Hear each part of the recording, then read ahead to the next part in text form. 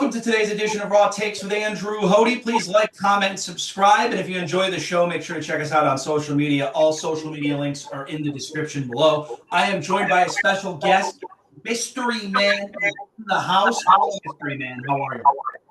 Well, Andrew, thanks for having me on the show today. I'm ready to talk all things sports. All right, Mystery Man, let's get to it. I'm a huge Cleveland Browns fan. Obviously, the show's based in Cleveland, but maybe we're starting to become the Cleveland Steelers. So the Browns want Kenny Pickett and Russell Wilson. Well, they got Kenny Pickett. They're looking to get Russell Wilson, according to reports. Visited the Browns today, and they're scheduled to visit the Giants, I believe, tomorrow. What do you take on that, Mystery Man, for Russell Wilson and the Browns getting Kenny Pickett before I get into my thoughts? Well, I think that the Browns getting Kenny Pickett was an interesting move because obviously he did just win a Super Bowl ring. He did start a little bit last season, but he also had some bloopers and fails mixed in with his highlights as well. It's a good point, Mystery Man. I think it's really important if you're the Cleveland Browns to figure out what you're going to get out of Kenny Pickett in terms of him being a backup. You can't make him your starter. Now, having said that, I want to emphasize to Browns fans here, we got to root for Kenny Pickett. The reason we got to root for Kenny Pickett is because it doesn't matter if he's your starter or your backup. You got to root for the brown and orange. It's just like Deshaun Watson. We were rooting for Deshaun Watson to have success. Maybe some people weren't, but I think we were rooting for the Browns to have success, and that is incredibly important when it comes to any football game to begin with. So we got to root for Kenny Pickett in this instance. And so I think that's important for Browns fans. But when it comes to Russell Wilson being your starter, I think Russell Wilson can be a starter in this league. I'm not so sure he would fit well in Stefanski's offense. I think he's very careful with the football, something Jameis Winston wasn't, which would be a big thing. But still, I don't know. I'm not so sure I'm sold on the Russell Wilson thing, just from what we saw down the stretch with the Steelers. Mystery Man, your opinion. Well, Russell Wilson would be better than if Kenny Pickett started the whole season, as Russell Wilson did get off to a hot start last year. So it'll be interesting to see how fast the wheels fall off on the Russell Wilson train this upcoming season. Don't be surprised if Kenny Pickett gets some starts in there as well.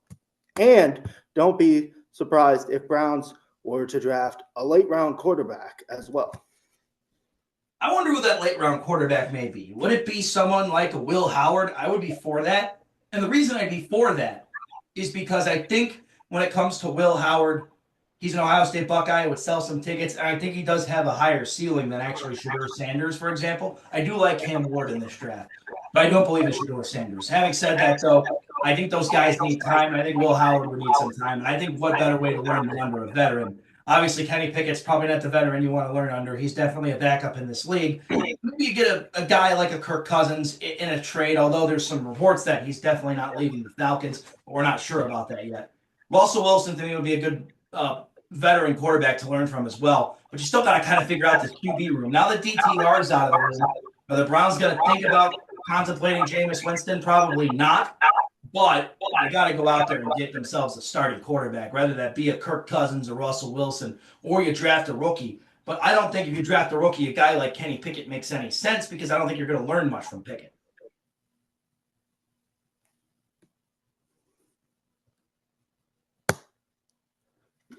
Yes, Browns might kind of looking to play the long game as well as some other NFL teams waiting for the big 2026 quarterback draft, just looking for some stability to bridge the gap this season.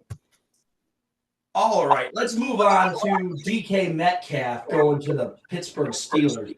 I kind of didn't understand all the way why DK Metcalf wanted to trade until Geno Smith was out the door.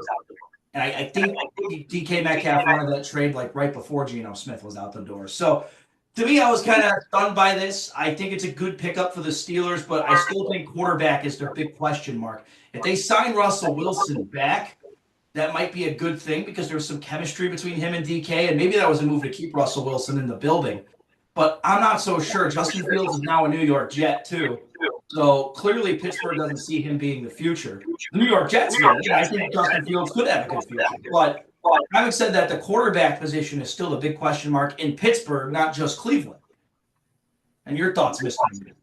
Well, Pittsburgh Steelers finally get an elite quarterback wide receivers, to pair with alongside with George Pickens, and there's also rumors of them being interested in trying to bring in Cooper Kupp as their third receiver as well to create an elite QB room.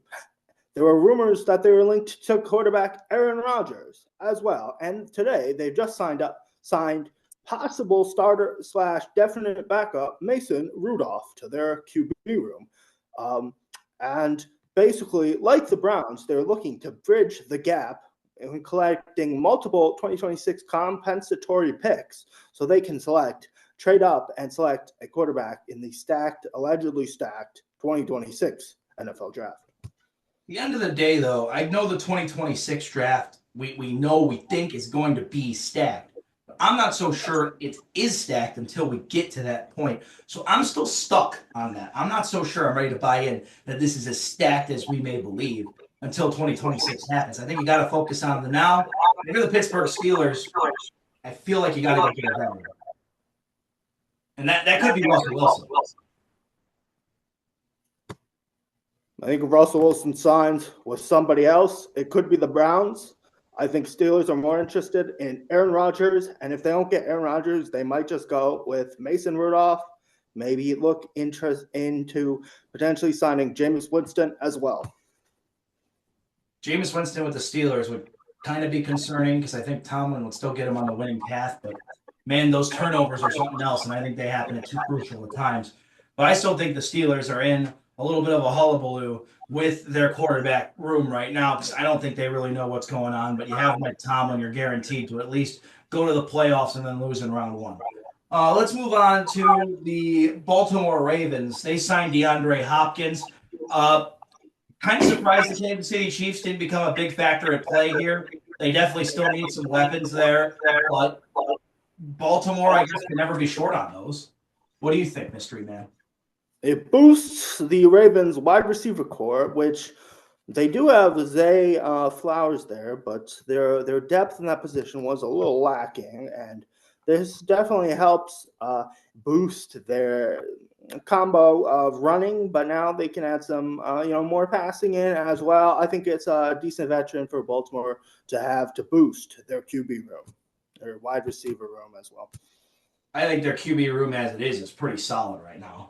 Not going to lie, when you have Lamar Jackson, and you have to play Joe Burrow twice a year, but that hasn't really been a problem for Baltimore. As we see, I think he's like 9-1 against or 10-1 against the Bengals. So the Bengals also, they've gotten some wins over the Ravens despite Lamar Jackson being on or off the field.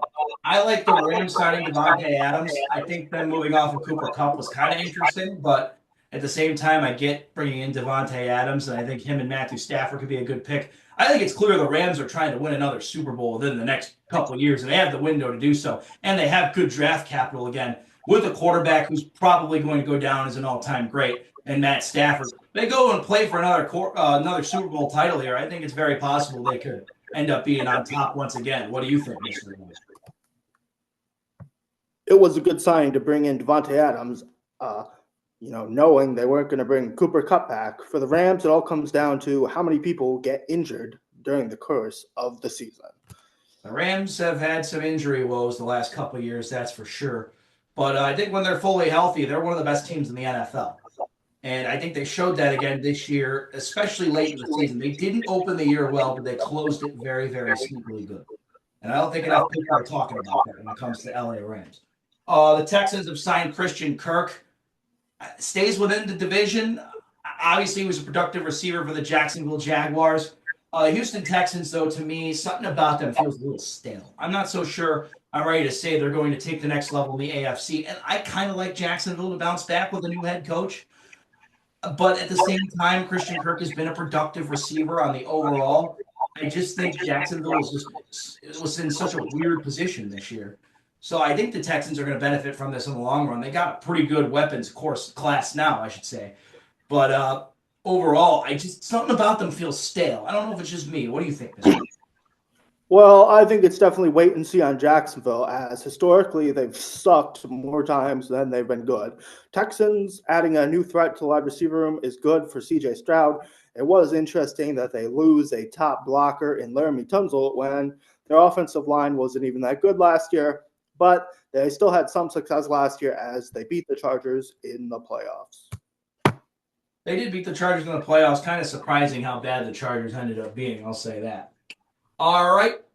And that's a lot of the major moves that have been going on in the NFL. But there's still tons going on. If you have anything you want to talk about, leave a comment below, and I'll try to get back to you as soon as possible. And, Mystery Man, I'm sure, has some thoughts on a lot of stuff going on in the NFL right now as well. So let's move on to the NBA, though. We got some big games coming up. The Cavs getting 2 big wins over Milwaukee, and then getting a big win over the Brooklyn Nets. A much-needed win once again. They were down a lot, came back, won their 15th straight.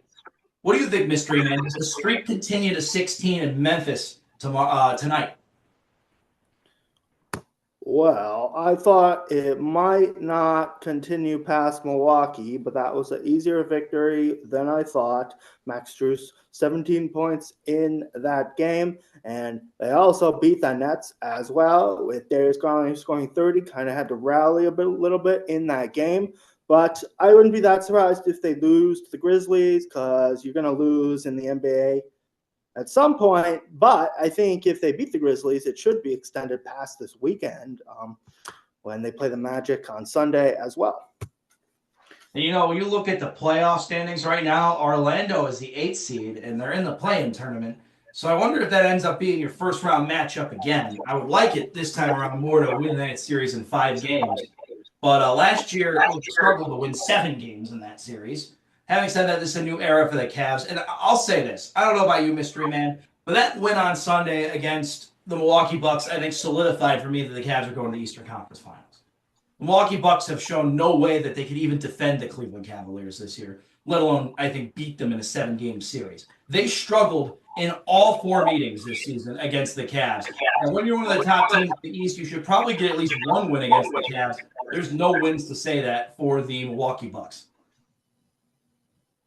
And Giannis is the best player out of those 2 teams. I want to emphasize that too. Sorry to interrupt before you get to your point. Giannis is the best player out of those 2 teams, but the Cavs are clearly, they have an answer for everything else. And I think Donovan Mitchell is the 2nd best player out of both those guys on the roster. And that's despite Damian Lillard, who's probably the 3rd best. But still, there's no defensive answers for Milwaukee. And I think the Cavs would absolutely outshine them in the series.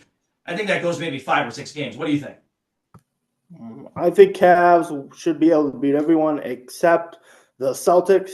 We'll see how good they match up with the Celtics in the 7th-game series, mainly because Cavs definitely have a chance to win that series, but their experience of the Celtics could create a pivotal role, and the Celtics ended up winning that series.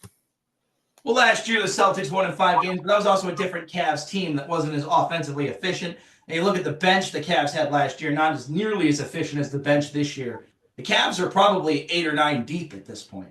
And I think the Celtics are probably in the same boat. When you look at the 3 best teams in the NBA, what do you see? You see 8, 9 men deep. I'll say this, when it comes to Oklahoma City, out of the top 3 teams in the NBA, Oklahoma City, I think, has the best overall player, who's probably the MVP candidate, in Shai Gilgeous-Alexander.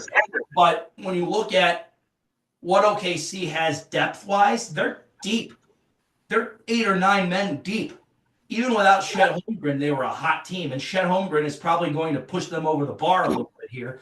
The Boston Celtics, to me, I don't think they necessarily need to take the regular season as serious because they won 64 games last year and the whole damn thing. But having said that, to me, the Celtics bench is still so deep. When you look at guys like Derek White, you look at Al Horford, these are good, efficient basketball players. And Hartenstein going to OKC, I think, helped make their bench a little bit deeper as well. And you look at guys like Lou Dort, he could be really, really efficient as well. He's typically in the starting lineup, but even when he comes off the bench at times, that's another impactful player right there. Chet Holmgren, obviously, as I mentioned, being back, but SGA is a force. And I look at the Cleveland Cavaliers, I really see the Cavs at that level with the Celtics and the OKC Thunder. What do you think, Mystery Man?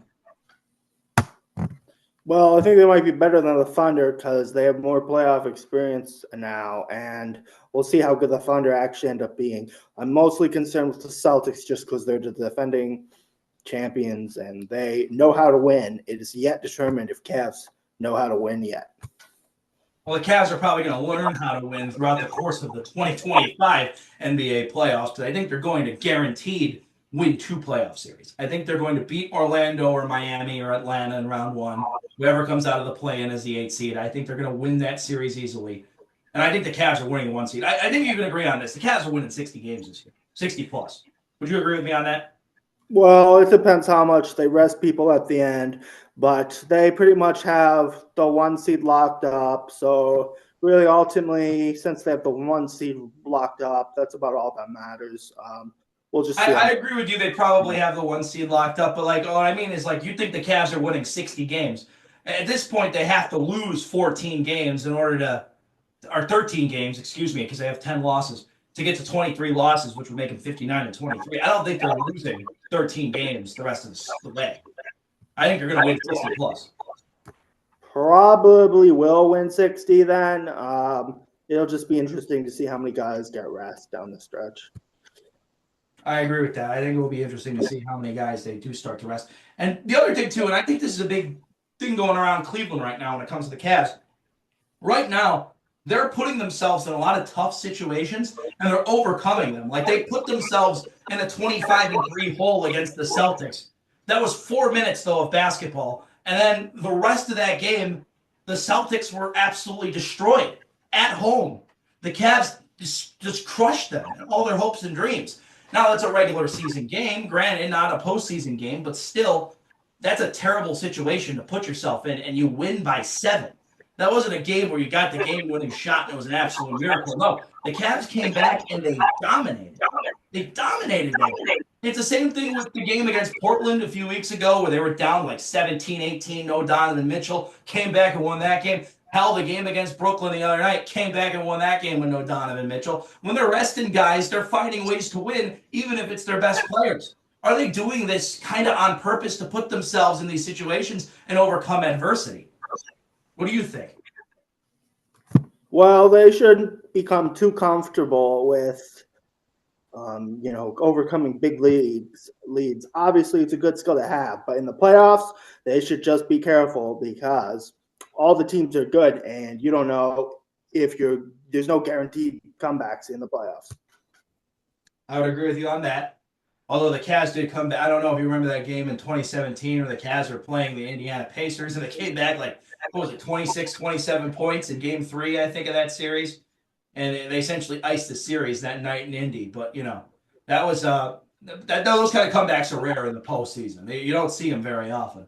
So that's one game I just thought of in particular. But obviously that was a different era of the Cleveland Cavaliers.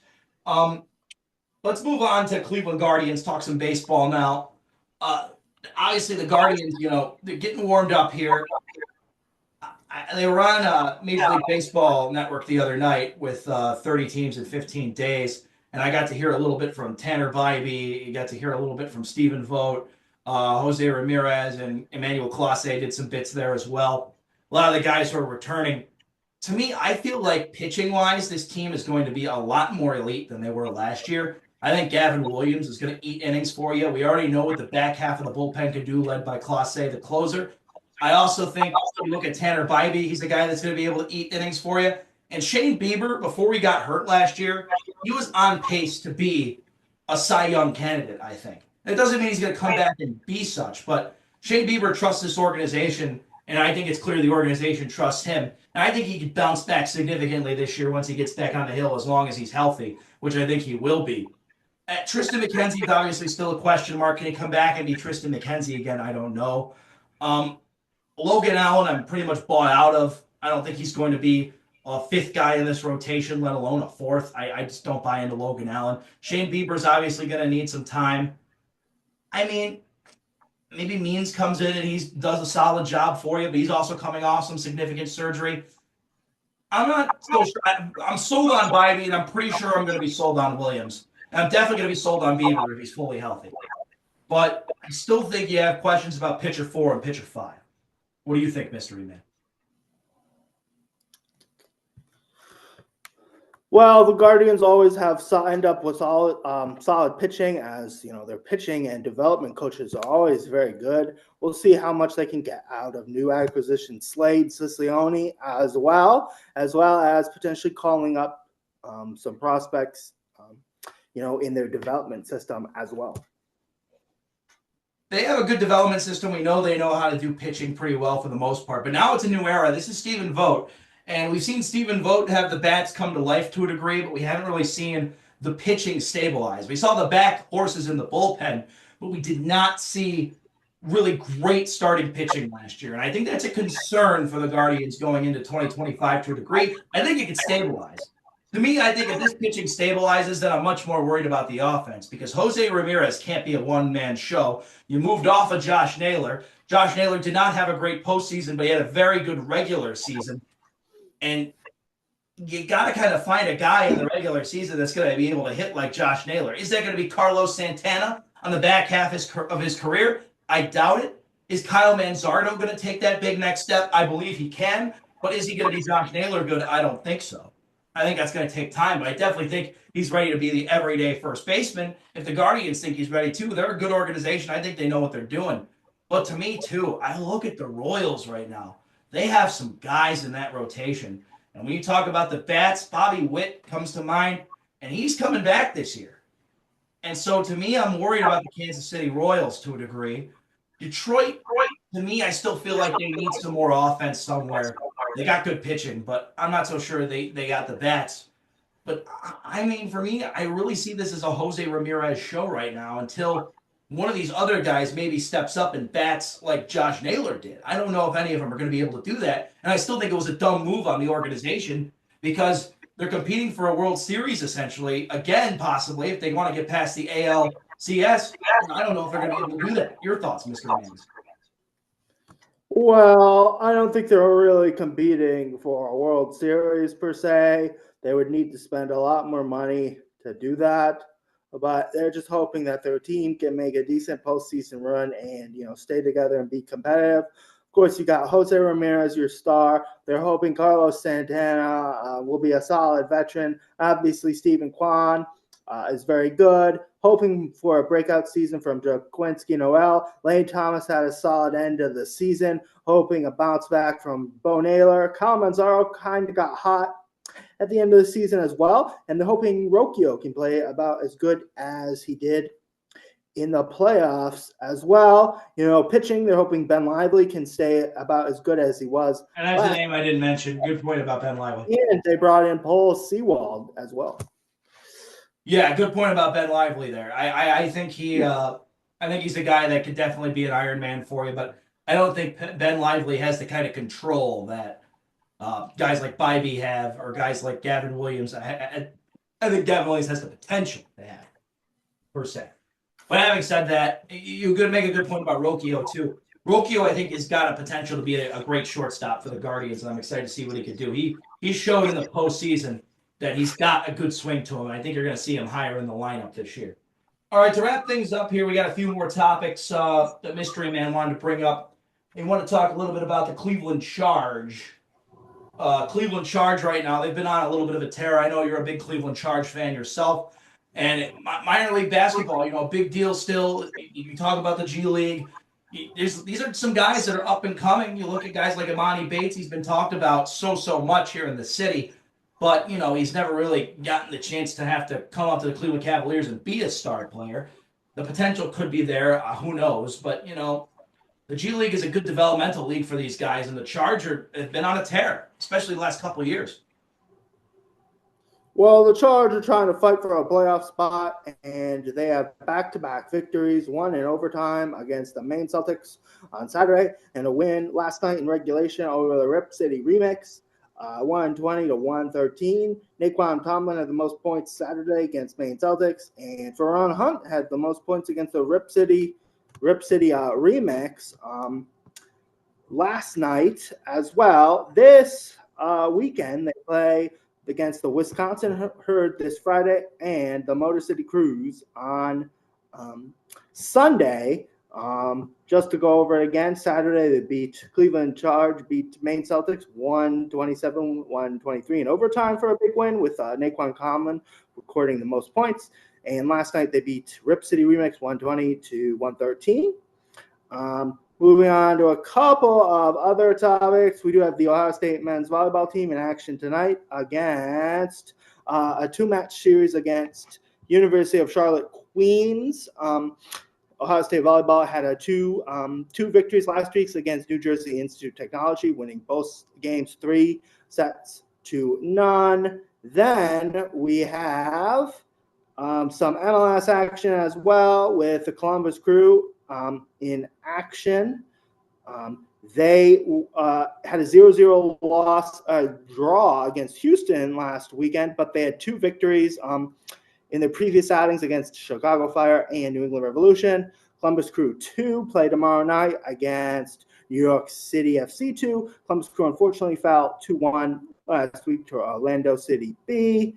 Also, we have a couple of college lacrosse games to go over. We have Cleveland State versus Wagner looking to get another victory on the board after beating Bellarmine last week. And then Ohio State baseball has a big series against Indiana after winning a couple midweek matchups as well. And lastly, back to Ohio State college lacrosse. They have a big match against Denver this Sunday. That's about it for me. Any more thoughts, Andrew? No, you hit the hammer on the head there. I need to get into Major League Soccer a little bit more. Obviously, the Columbus Crew are on a tear. They're clearly an Ohio team that, maybe up in Cleveland we don't have the same kind of enthusiasm for soccer that as the folks in Columbus may have because they actually get to experience it. But you know what? The Crew have done a phenomenal job. Obviously, the Haslam Sports Group owns them too. Got to give them some love up here in Cleveland too. They're clearly a really well-run organization and know what they're doing. To say the same about the other Haslam Sports Group team, I'm not so sure. I still think Jimmy is spending the money and trying really hard to win, but it's just still not ending up panning out right now. But having said that, give the Crew props that they know what the hell they're doing down there in Columbus. And obviously up here in Cleveland, we need to give that some love too. Even though we're not a huge soccer town here, you make a great point about the Columbus Crew there, and I absolutely think we need to start getting on board. And, I'm not a big soccer fan to begin with. I'm not going to lie about that. But at the end of the day, give a team that knows how the hell to win a hell of a lot of problems. Well, that about wraps it up for me. I hope everyone enjoys the big news coming out of NFL free agency, and we look forward to some more, newsworthy, signings and trades that may come about this weekend. Thank you to the Mystery Man for joining Raw Takes with Andrew Hoty, and thank you for joining the podcast. If you watch this video, make sure to like, comment, subscribe. As always, check out the show on social media below, and we'll have more content coming for you next week. Plenty of stuff to get to. My buddy and I, Jake Malensic, he's going to be joining on Tuesday to discuss the bracket of the NCAA tournament, Division I. Got a lot to talk about when it comes to that, so make sure to stay tuned for Tuesday's preview show there. We'll try to get a little more headlines on what's going on around all the professional sports as well, so make sure to stay tuned. Hope everyone has a great weekend. We'll be back for you on Raw Takes with Andrew Hoty next week. And thank you to the Mystery Man for joining the show today. Have a good one, everybody.